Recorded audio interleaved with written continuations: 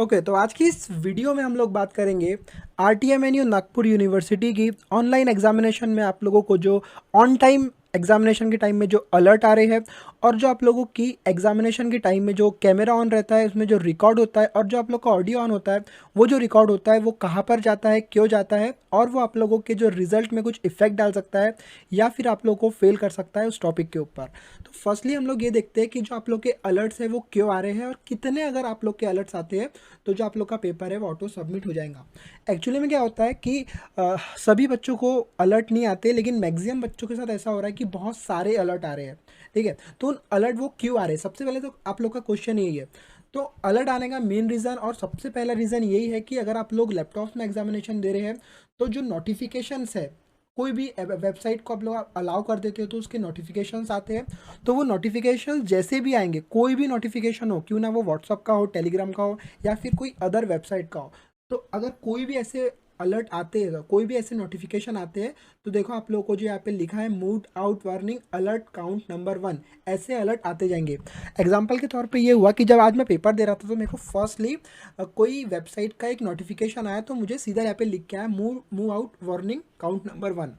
फिर मेरे को लगा कि ये मुझे अवॉइड करना चाहिए, अगला जो नोटिफिकेशन है वो नहीं आएगा। लेकिन एक्चुअली में क्या हुआ, बहुत सारे नोटिफिकेशन आते गए आते गए आते गए, तो जो मेरा पेपर है वो बीच में से ऑफ हो गया था। फिर जब मैंने उसको फिर से क्या बोलते क्वेश्चंस को, मतलब फिर से मैंने अपनी आईडी और पासवर्ड डाल के उसको ओपन करने की कोशिश किया तो वो ओपन नहीं हुआ। तो आप लोग को इस चीज़ को बहुत तरीके से ध्यान में रखना है।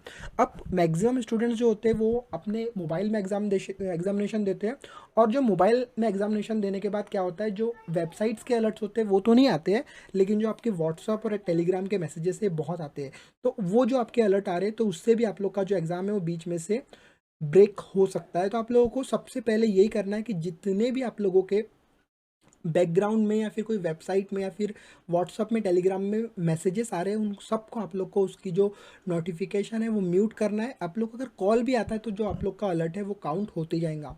तो ऐसा होता है, स्टूडेंट्स के साथ अभी तक हुआ नहीं है, लेकिन ऐसा प्रिडिक्ट है कि अगर 10 से ज़्यादा अलर्ट आते हैं तो आप लोग का जो एग्जामिनेशन है वो बीच में से ब्रेक हो जाएगा। तो ये है एकदम मेन और बेसिक, और जो सबके साथ हो रहा है वो अलर्ट। एक और अलर्ट ये है, वो मैं सीधा आप लोगों को आरटीएमएनयू की वेबसाइट के ऊपर ले जाता हूँ और वहाँ पे मैं आप लोगों को समझाने की कोशिश करता हूँ कि जो सेकंड नंबर का अलर्ट है वो कैसे आ रहा है। तो सिंपली हम लोग जाएंगे, जो हमारा डेमो पेपर है वो डेमो पेपर में जो क्वेश्चंस है उस क्वेश्चंस के रिगार्डिंग हम लोग यहाँ पे डिस्कस करेंगे। तो जैसे ही आप लोग आरटीएमएनयू की वेबसाइट के ऊपर जाओगे तो यहाँ पे डेमो क्वेश्चंस का आप लोग को दिख रहे हैं। तो यहाँ पर आप लोग को सिंपली जाना है मैच द पेयर के ऊपर। तो देखो मैच द पेयर के ऊपर मैं जैसे गया, मैंने यहाँ पे फर्स्टली सिंपली मैंने यहाँ पे सेलेक्ट किया कि जो सिटी ऑफ स्वीट लिम्स है वो भंडारा में। एग्जाम्पल के तौर पे यहाँ पे तुक्का मार रहा हूँ, ये सही आंसर नहीं है या हो भी सकता है, आई डोंट नो। तो मैंने जैसे यहाँ पे भंडारा किया, फिर मैंने सेकंड में जाके यहाँ पे नागपुर किया, थर्ड में जाके मैंने यहाँ पे जालना किया, और यहाँ पे जब मैंने लास्ट में गया तो मेरे को लग रहा फिर से भंडारा, तो देखो ये नहीं लेगा। लेकिन आप लोग को लगता है कि ये फिर से जो परभनी इसका आंसर है यही है, तो आप लोगों ने चारों सेलेक्ट कर लिए। अब क्या हो रहा है, लेकिन आप लोगों को लग रहा है जब आप सेकेंड टाइम एग्जामिनेशन सॉल्व करने फिर से आते हो तो आप लोग को लगता है कि नहीं यहाँ पे भंडारा नहीं, यहाँ पे परभनी होना चाहिए।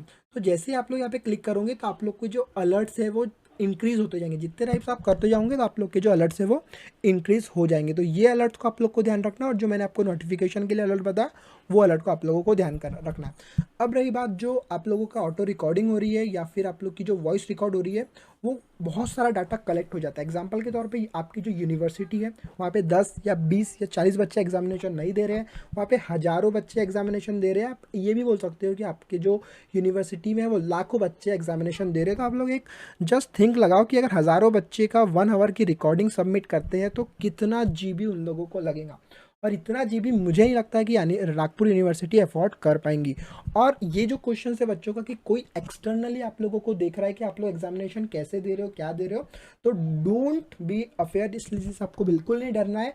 इतने students at a time examination दे रहे हैं, एट टाइम लॉग इन कर रहे हैं, तो इन लोग कोई भी यूनिवर्सिटी इस चीज़ को नहीं कर सकता है कि आप लोगों को ऑन टाइम दे सके। बस ये हो सकता है कि सॉफ्टवेयर ऐसे डेवलप्ड है कि अगर आप लोग कैमरे के ज़्यादा हिल रहे, डुल रहे हो, हट रहे हो, तो आप लोगों का जो एग्जामिनेशन है वो ब्रेक हो सकता है। तो ये जो आप लोग को डरना नहीं है कि आप लोग की जो रिकॉर्डिंग है वो कोई देख रहा है एट ऑल, लेकिन ये ऑटो हो सकता है विद द सॉफ्टवेयर के हेल्प से।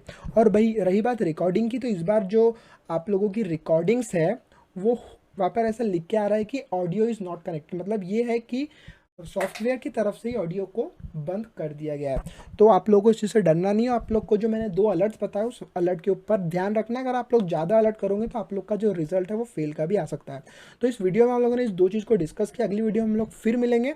और मैं आप लोग को बता दूं, अगर आप लोग को एमसीक्यूज पढ़ना है तो आप लोग को सिंपली गूगल में जाना है, यहाँ पे studywala.com लिखना है। तो आप लोग को जो RTMNU नागपुर यूनिवर्सिटी के जो एमसीक्यूज है, जो हम लोगों ने सिर्फ बेसिकली साइंस फील्ड वाले स्टूडेंट्स के लिए इसको बनाया है और RTMNU को ध्यान में रखते गया है कि यहाँ पर RTMNU को ध्यान में रखें। तो हम लोगों ने ये ट्राई किया कि ज़्यादा से ज़्यादा हम लोग यहाँ पे RTMNU की चीज़ें अपलोड करें। तो आप लोग यहाँ पे विजिट करना है, आप लोग को बहुत सारे MCQs मिल जाएंगे, बहुत सारे टॉपिक्स मिल जाएंगे।